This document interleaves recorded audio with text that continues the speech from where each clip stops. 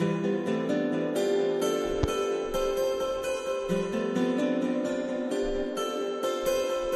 everyone, welcome to Building Better Sefton. This is the pre-recording for a podcast we've done with Mike Brennan of Bootle Action Group, which is a Facebook group and an actual group that goes out volunteering around Bootle to make it a greener and more pleasant place. He's a real community champion, and he spoke to us about a whole host of things, not just about Bootle Action Group, but issues relating to local politics and things like that.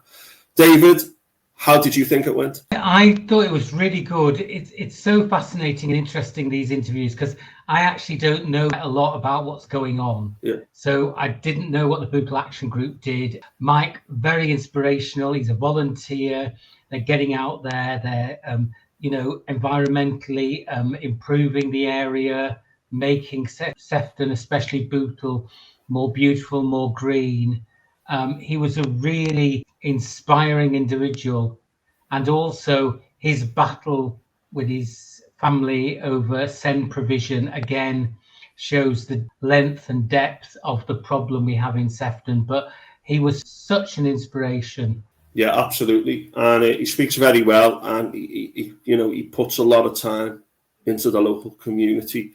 He also, Bootle Action Group are also quite big on trying to address fly tipping in Bootle, and also they've improved a lot of alleyways. So it's not just about improving like little green parts of Bootle, it's about going into urban areas and making them more pleasant. And it's just a fantastic organisation, and hopefully the council and other organisations can work more closely with Bootle Action Group moving forward. That's something that we do cover. Yeah. So it's a great episode, and Mike speaks about a lot of very important things locally, not just Bootle Action Group, also to do with local politics, because he stood as an independent candidate on 2 occasions, and also speaks about children's services and the experience of his son. Yeah, and I think what was really important was the whole idea of Sefton as one borough, not there's Southport, there's Bootle, there's a big divide, etc., because it's only unity and tackling poverty within Bootle and Sefton and Southport that is going to unite us. So I thought he mentioned some really, really good points. Very intelligent man. Brilliant. And if you want to get involved in this project moving forward, or Bootle Action Group, check the notes. This will all be in the podcast. Also, if you want to support our crowdfunder, you want to follow us on Substack, you can contribute financially there. The podcasts are released on Substack. If you can like, subscribe, share, it really, really helps in taking this project forward. We're on Facebook. We've got a Facebook group. We share the videos on there as well. We're also thinking about going down the route of Instagram. We're on Blue Sky. All the details are below. You can contribute financially on coffee.com. We want to get great guests on who are making a difference and fill in the gaps in the news desert locally. So if you can help us out, much appreciated. And without further ado, here's Mike Brennan of Bootle Action Group. Yeah, enjoy.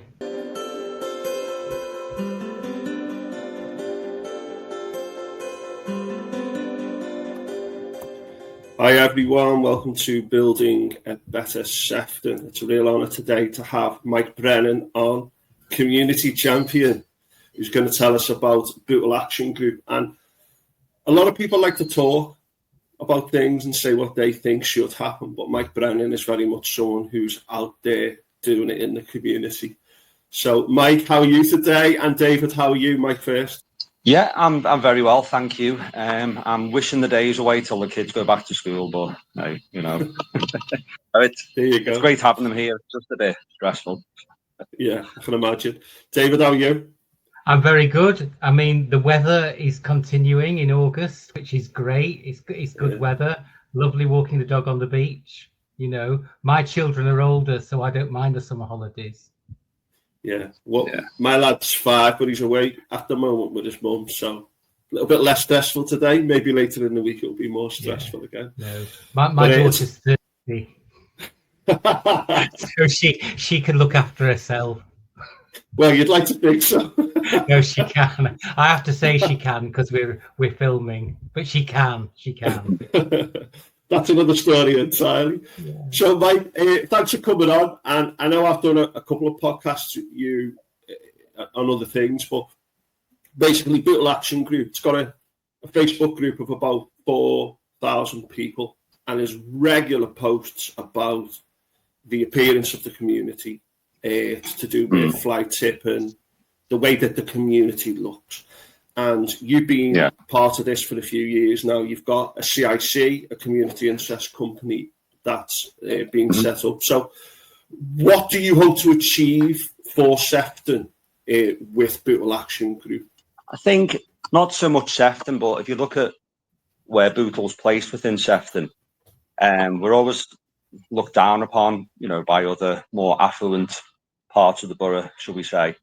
And obviously there's lots of reasons behind that which people never seem to take into account. You can take it back to, we were one of the most heavily bombed towns in the UK. So there's all these reasons, behind why the town looks as it does. And obviously, we've got the Docklands on our doorstep. So with that, you get all the associated pollution, traffic, and it just looks a bit ugly. There's no other way of putting it. But you look at Sefton and, most of it's made up of coastline, lots of fresh air, lots of places to go. We don't really get that here in Bootle. So, we try to work with what we've got. In terms of what Bootle Action Group does is I'll go into what we do a bit more later on, but we're trying to green up this end of Bootle. So we're always trying to find ways of, getting funding for trees, making our parks a bit better. Obviously, during COVID, people were looking for places to go. Well, we haven't got a beach that we can just, nip down to. We had to deal with what we've got on our doorstep, which really is just the parks that we've got. So, I don't know. It's kind of trying to create a level playing field. You look at Sefton and the life expectancy within the borough, it's just appalling when you compare the north of the borough to the south of the borough. Trying to close those gaps, really. But obviously, that's a big thing to do. I believe Bootle did have a beach before those docks were built, believe it or not. I think you're certainly right about the north and south of the borough. Bootle is a very deprived area in a number of different respects. And I think that what Bag is doing is, I remember going up Liverpool Cathedral once, and you look to the south of Liverpool, very green. And you look to the north of Liverpool going into Bootle, and it was very urbanised. And then, of course, we've got some beautiful parts of it as you go north, etc. But it is a problem, and they reckon that people not being near nature causes all kinds of mental health issues. There's ongoing pollution concerns over Church Road, access to the port, which a lot of people are concerned about.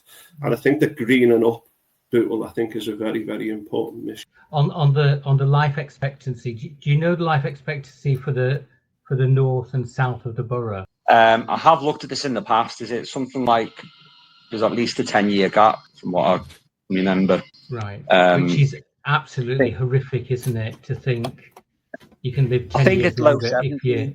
That's really worrying. Obviously, there's lots of factors to take into account. I do think deprivation, plays a good part in that. And obviously pollution. Some of those things we can't change, can we? We can try and help. So again, the pollution.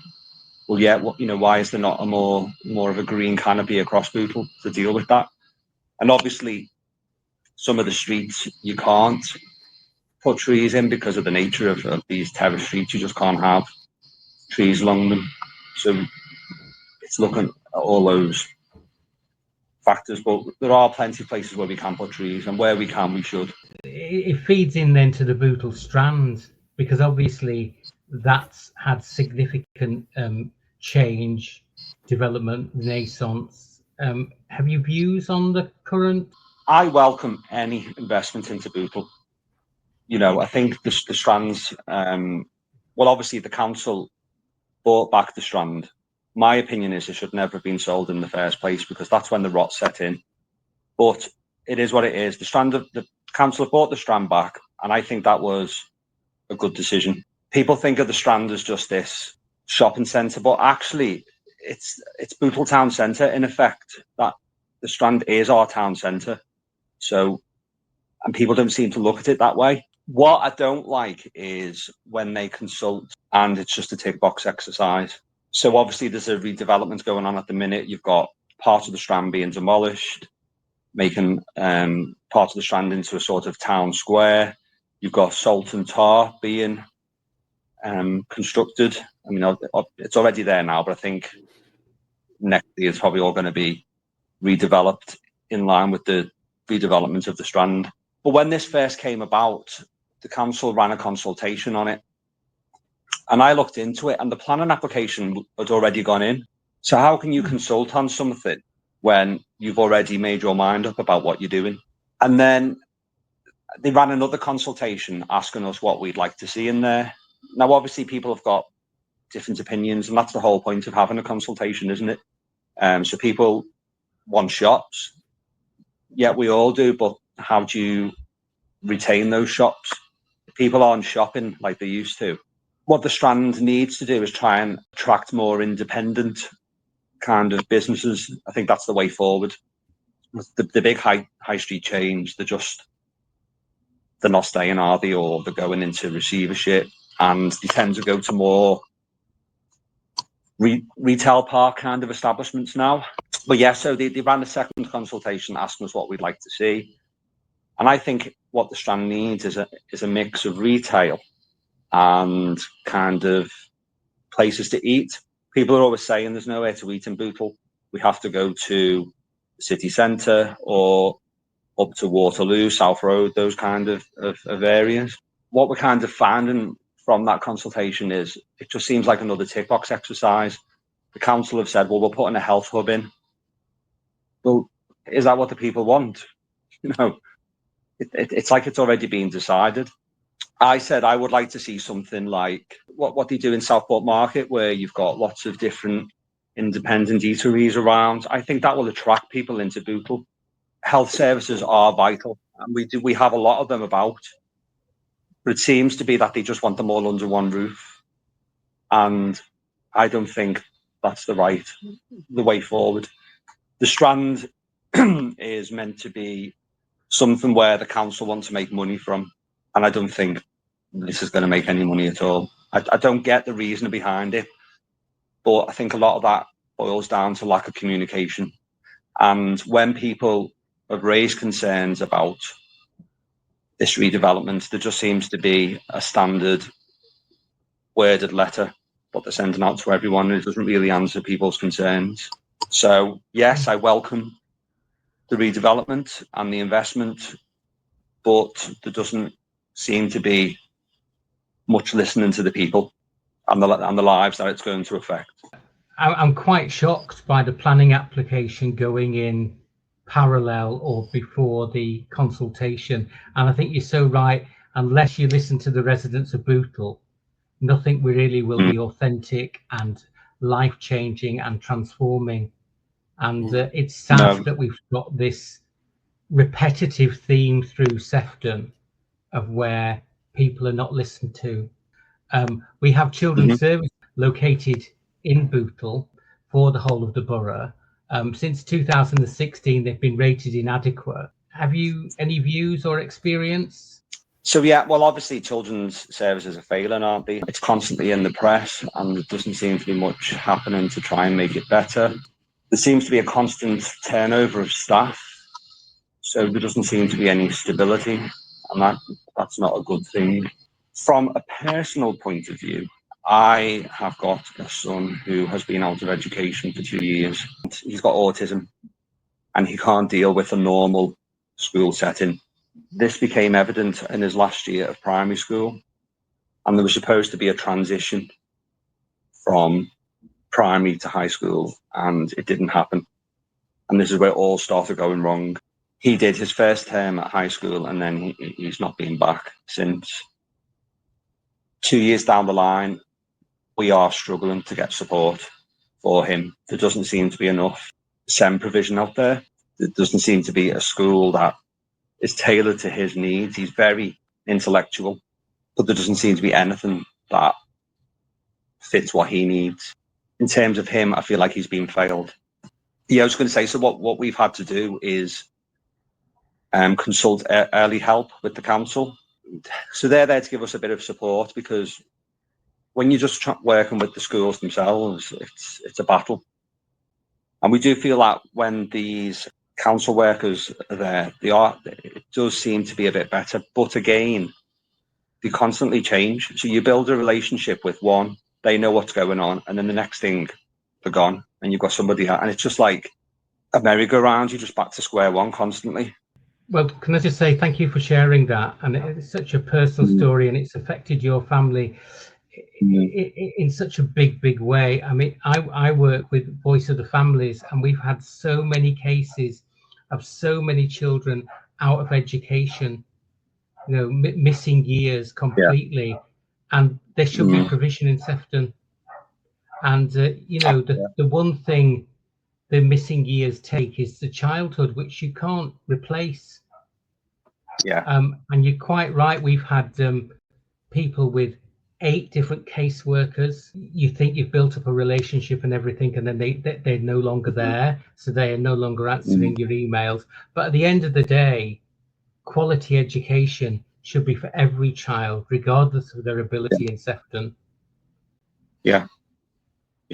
I mean, he's been getting some home tuition, which is good, because what you get 2 days a week, and what that does is it gives him a bit of routine as well, because I think that's a big thing. He's got no routine currently. So having that home tuition has helped, but even that's limited.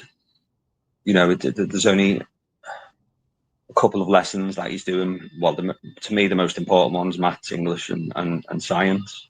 Very similar to where we were 5 years ago. Yeah. Very isolating. Yeah. Because we found with the Voice of the Families, everybody's just had to battle to get anywhere. And you should have an automatic right to help. Absolutely, yeah, and that's you've summed it up there nicely. That's what it's felt like. Yeah, I think from my angle as well, there's a difference between having a caseworker and having support, and someone saying, "Listen, this is what we can do, and this is what we can't do. And we'll try and tailor things as well as we can." But when you're like getting loads of different people coming and going, and it's patchy, you know. That's the big concern for me. It's that staff turnover, because the people at the top have been replaced as well at children's services a few times in recent years. And you're thinking, well, what's going on? And we touched this with Bobby Brennan, who's no relation to you. He was a former Labour councillor. He was saying that when he was in charge of children's services many years ago, he had a Lib Dem keeping an eye on the children's services. And he said that was good for transparency. And for some reason, we've allowed this position to develop in Bootle Strand. It is just not good enough. Do you want to talk about the regeneration of Southport, Mike? I don't really see how it's going to benefit Sefton as a whole. It's great for Southport, you know, and if I lived in Southport, you know, I'd be obviously welcoming of it.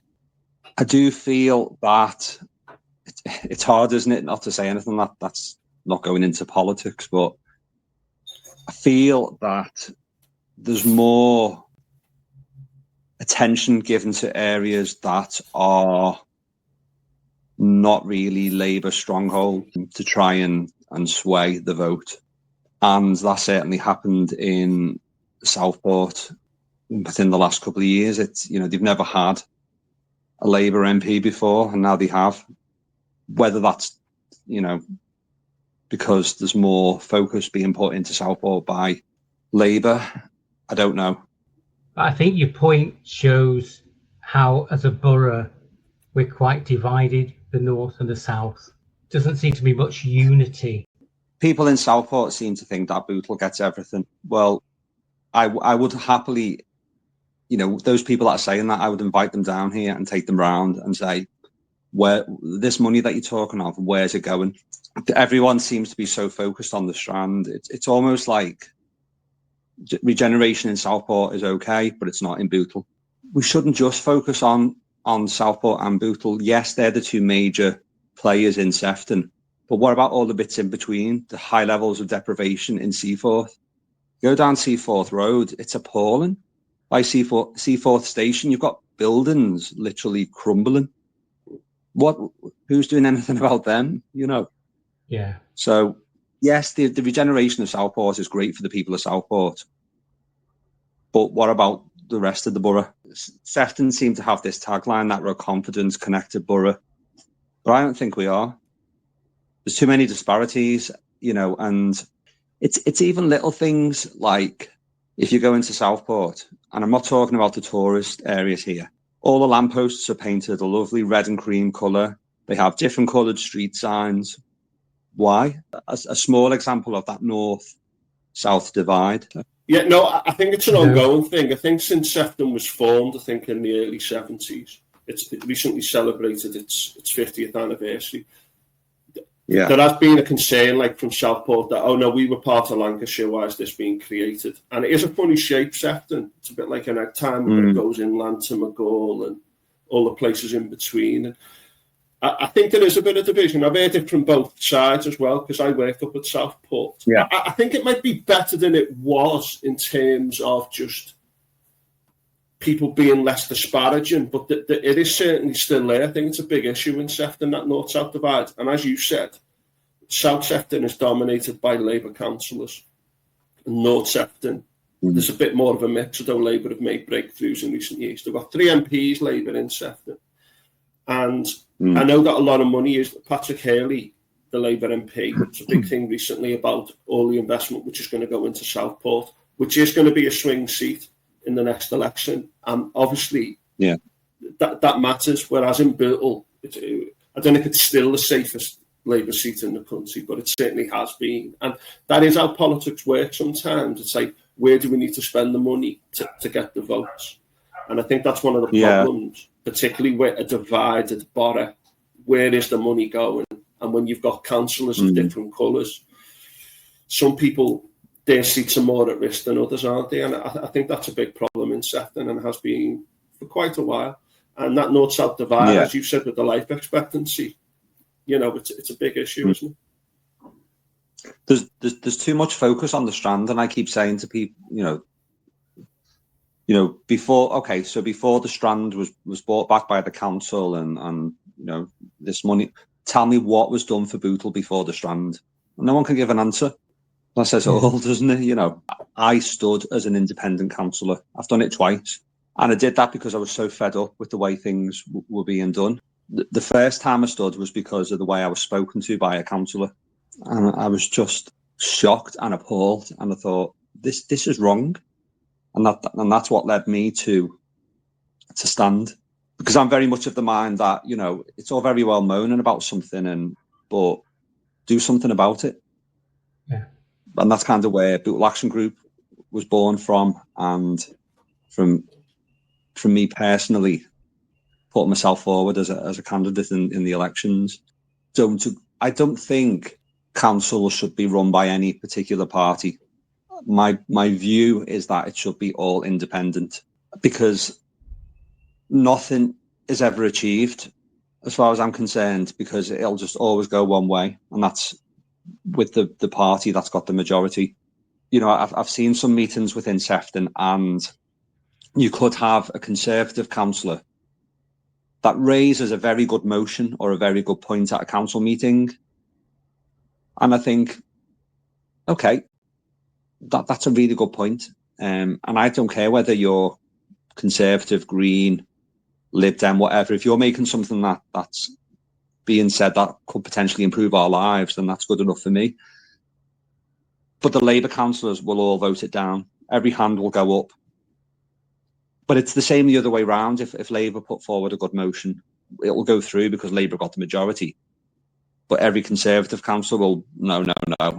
Even if they think it's right, they're just being whipped into doing it that way, aren't they? And I just think it's so wrong. No, I've seen that as well. I saw the Greens put forward that Sefton should support the WASPy women to get their pension rights, and all Labour en masse all voted no, even though before the election, when they weren't in power, they voted yes. They supported the WASPy women till they got into number 10. And there wasn't a single Labour councillor who said, you know what, I back this motion. And we did feel that we were just watching sheep. There was one shepherd. Yeah. Loads of the Labour MPs were just, you will vote our way.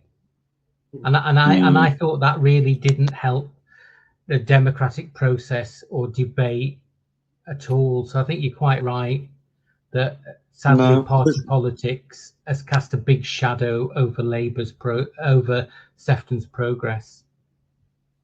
I know it totally has, and you're right. I've seen Labour councillors who are very much supportive of the WASPy women, but then at that council meeting voted against it, and I thought, the hypocrisy is just outstanding. Yeah.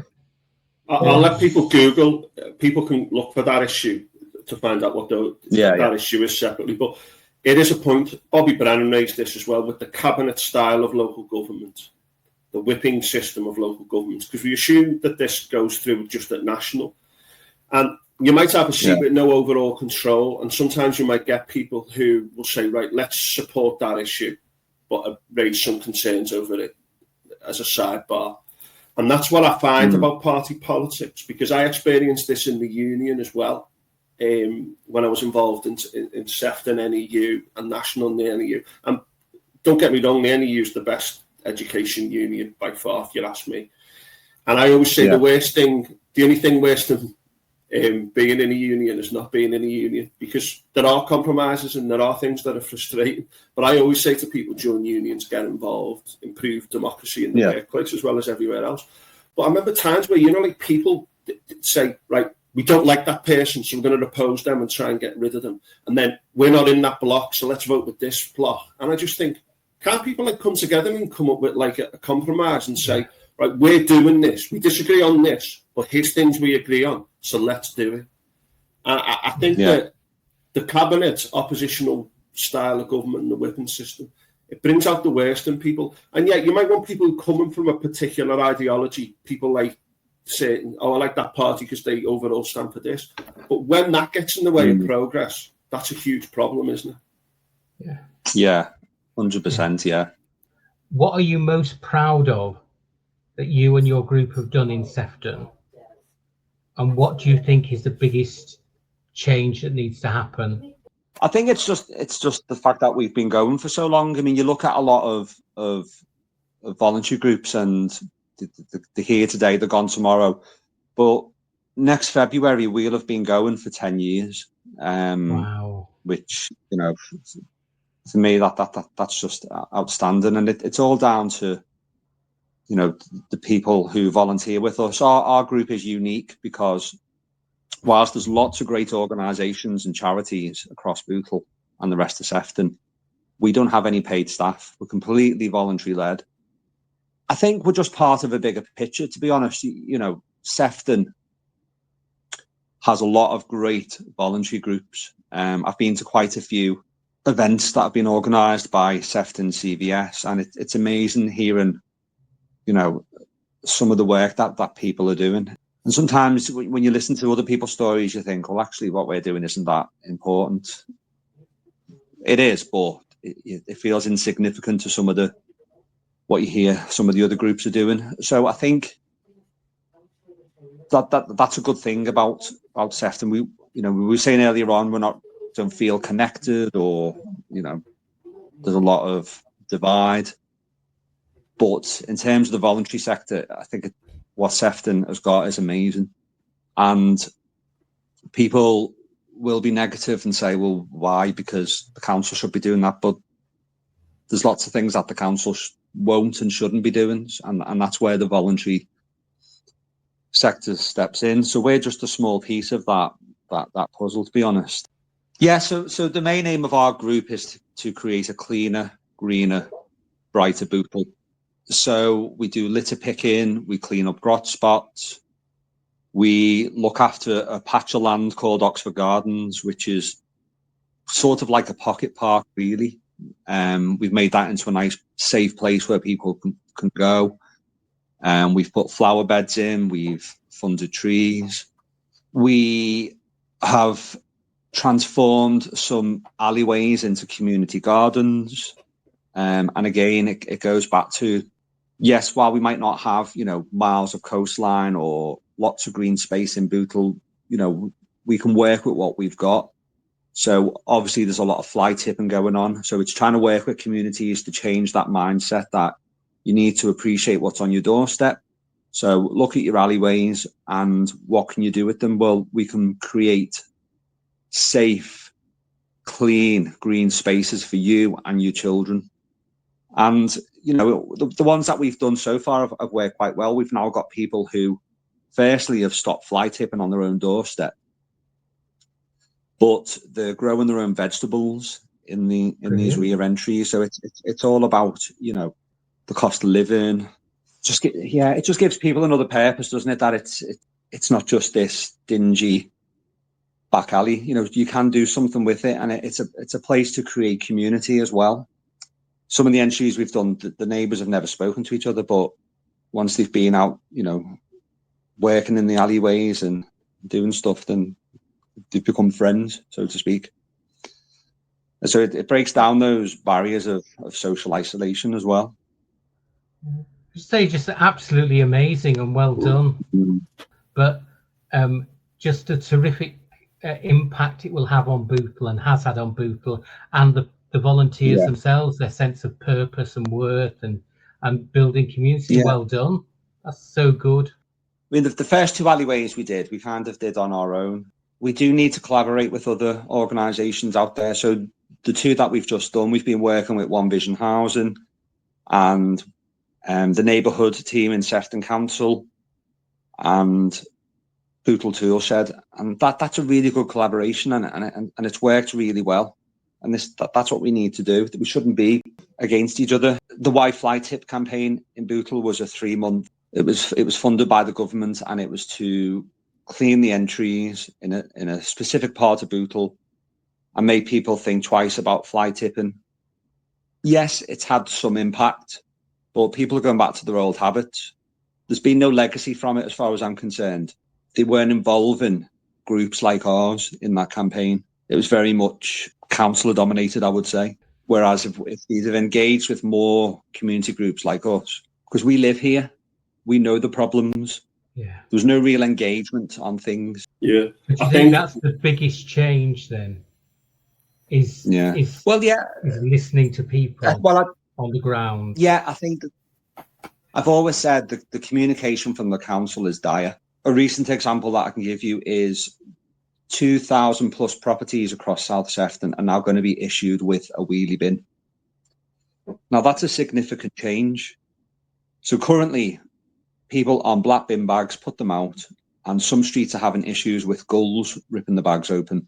We've now been told 2 weeks before the event is going to happen, you're all getting wheelie bins and you're going to have to deal with it. What about the people who are disabled or have nowhere to put these bins, or there's been no communication at all? I have contacted the cabinet member for cleansing and one of the assistant directors for cleansing and one of the executive directors within the council, but I've had no reply. That seems to be a general criticism of Sefton Council, is that you send in, you contact and you get nowhere, so you have to keep contacting and battling in every aspect, where actually this is taxpayers' money. Yeah. So you should get the support. People realise that there has to be a change, because black bin bags on the street aren't ideal. But there's other ways around it. So one of the things we've suggested and other people have said is, what about gull-proof sacks, which actually work quite well across other similar-sized towns and boroughs in the UK. Blackpool Borough Council use them, and they seem to be a more practical solution. But for some reason, Sefton just aren't, not welcoming of that idea. And what they've said is, during the Why Fly Tip campaign, the residents that they spoke to all said that they wanted wheelie bins. Well, nobody spoke to me about that.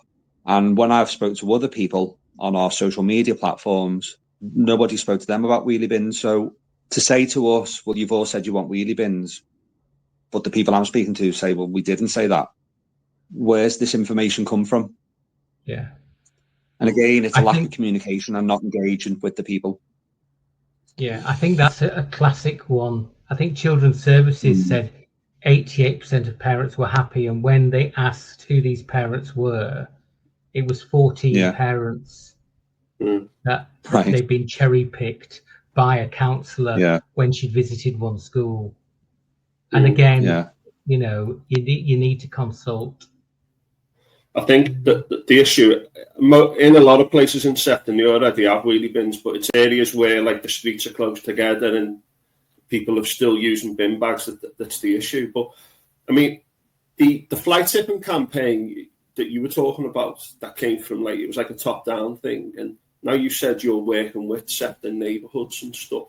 And I remember saying that on the Bootle Action group, Facebook group, and we'll share that with people as well so they can join. It's a great group.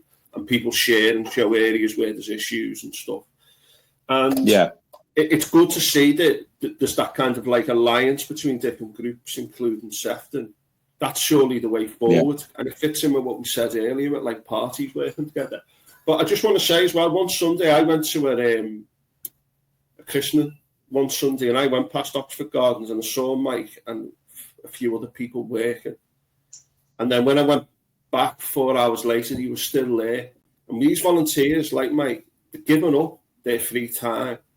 They're giving up their weekends to improve our lived environment. Because you look around, I wrote an article, I know you shared it, Mike, on your group as well a while ago, like why do people drop rubbish? And there is an issue with socio-economic groups throwing rubbish around, and if you haven't got a car, you've got an old mattress, people might throw it in the alleyway, you know, that kind of thing. There are issues there which need to be brought out. We need to engage with Sefton Council. We need to look at from the ground up from what Bootle Action Group are doing and finding out and saying, I've seen you do surveys online in Bootle Action Group about that issue over the bin bags. That's expertise. That's knowledge on the ground, which isn't always being consulted. And you've got people who want to improve their communities and are steadfast in saying, let's do this. Why aren't they being engaged with more? And I think that's what we're looking to do moving forward, aren't we? Because obviously those polls that I've done online always contradict what the council are telling us. Can I ask, this is our final question we ask everyone, is what do you think your main criticism of your group is? Just so the idea of this question is we don't all live in our own bubble. We can see that there may be legitimate or illegitimate. I mean, sometimes people will question some of the things. So, for example, somebody said to us, why don't you ever come and litter pick down our end of Bootle? And I always say, well, because we're volunteers and, you know, we've only got a certain amount of people and, you know, we can put you on our rota, so to speak. So we will get down to you eventually. But what we need is people to come out and help us. The more people we get, the more we can achieve. I've been on some litter picks where I've been well advertised and there's only been me that turns up. It's me and I'm one person making a difference that day, but I am making a difference. And that's what's important, whether there's 1 or 10 or 20 people. So, for example, the Salt and Tar event that's just been down at the Strand, I think it's great. It's put Bootle on the map for positive reasons. It's given a boost to the local economy, you know, and it's made people happy, but it's also made some people sad. I put a post in Bootle Action Group, you know, basically praising it, but I've got to be mindful of people who have been annoyed by it. You know, I could be criticised for saying, well, you're just favouring this because, you know, you like it kind of thing. But what about us who happen to put up?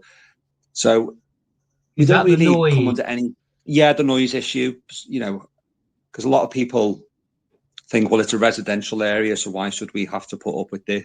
And I get that, you know, we don't really come under criticism as such. I just have to be mindful of other people's opinions and, you know, I can't really think anything we've been criticised on. Somebody did say something about Oxford Gardens and why is one end of it looked after better than the other.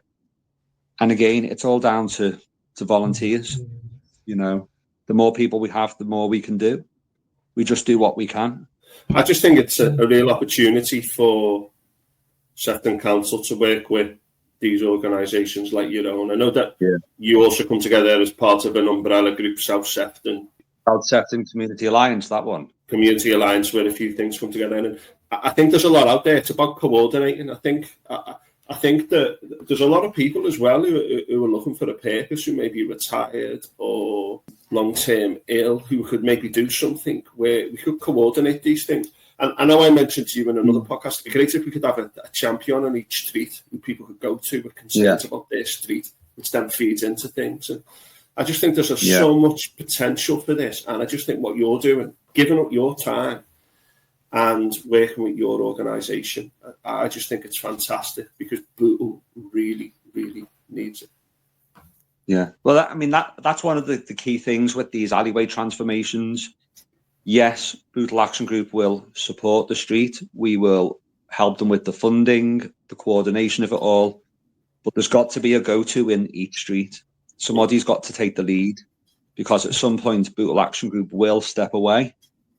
And that's it's about the community taking ownership, and not just about us going in, doing something, leaving, and then it just goes back to the way it was. There's got to be a legacy at the end of everything, and that's what's important. Absolutely wonderful to chat to you, and I'm just so impressed by your group and what you're doing.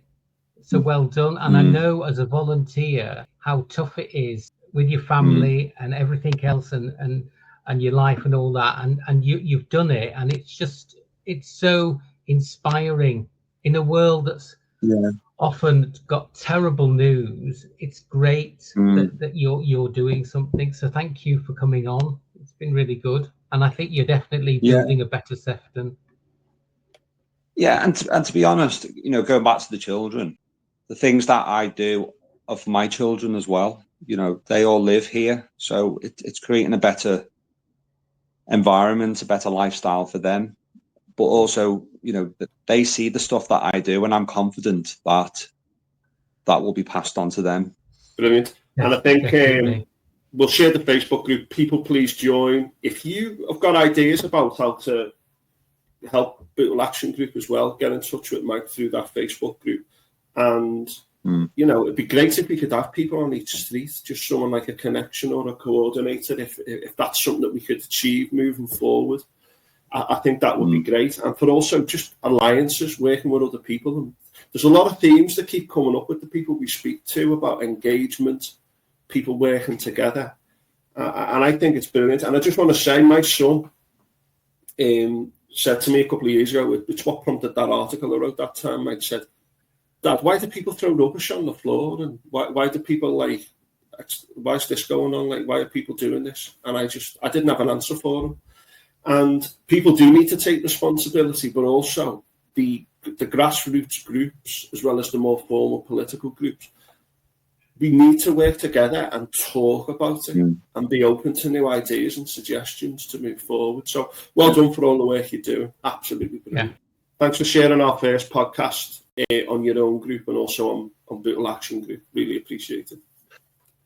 Yeah, well, I watched that one with Sean Halsall, and I thought, please can we have him in Bootle, because he sounds like the type of it. But again, it's back to that independent thinking instead of a dictatorship. This is what it feels like. Yeah. So, right. Well, thanks anyway, Mike. We'll end it here.